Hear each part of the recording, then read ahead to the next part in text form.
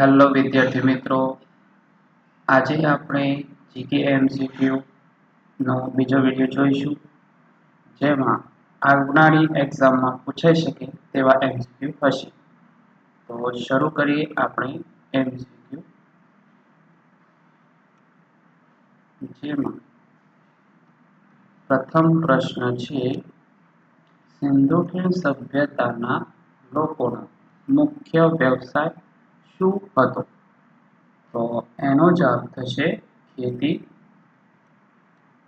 બીજો પ્રશ્ન છે, સિંધુ ખીણ સભ્યતામાં મહાસ્નાનાગાર ક્યાંથી મળી આવ્યું? તો એનો જવાબ થશે મોહેંજો-દડોમાંથી. આગળનો પ્રશ્ન જોઈએ, મહાસ્નાનાગાર શું સૂચવે છે?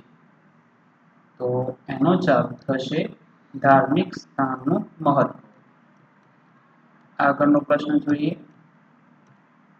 સિંધુ ખીણ સભ્યતામાં કઈ લિપિ જોવા મળે છે?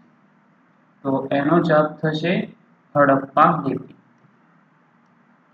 આગળનો પ્રશ્ન જોઈએ,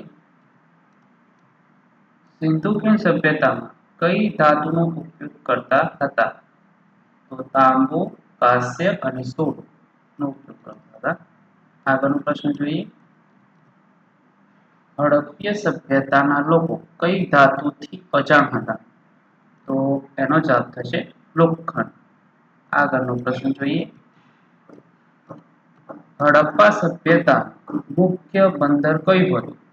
તો એનો જવાબ થશે લોથલ. આગળનો પ્રશ્ન જોઈએ, હડપ્પા સભ્યતા જાણીતું સ્થળ ધોળાવીરા કયા જિલ્લામાં આવેલું છે? તો એનો જવાબ થશે કચ્છ, જે ગુજરાતમાં છે. આગળનો પ્રશ્ન જોઈએ, કયા બંદરે ગોદીવાડો કે ડોકયાર્ડ કે તપકુ મળી આવેલ છે? તો એનો જવાબ થશે લોથલ. આગળનો પ્રશ્ન જોઈએ, મોહેંજો-દડો ક્યાં આવેલું છે? તો એનો જવાબ થશે પાકિસ્તાન, હાલમાં પાકિસ્તાનમાં આવેલ છે.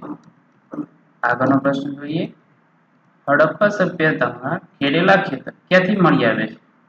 તો કાલીબંગન, જે હાલમાં રાજસ્થાનમાં આવેલ છે.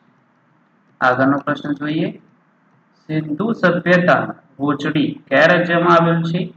તો એનો જવાબ થશે ગુજરાત. આગળનો પ્રશ્ન જોઈએ, હડપ્પા કઈ નદીના કિનારે આવેલ છે? તો એનો જવાબ થશે રાવી નદીના કિનારે. આગળનો પ્રશ્ન જોઈએ, આઈવીસી સિંધુ ખીણ સભ્યતા કયા સ્થળેથી સૌથી વધુ કુવા જોવા મળ્યા છે? તો એનો જવાબ થશે મોહેંજો-દડો. Thank you.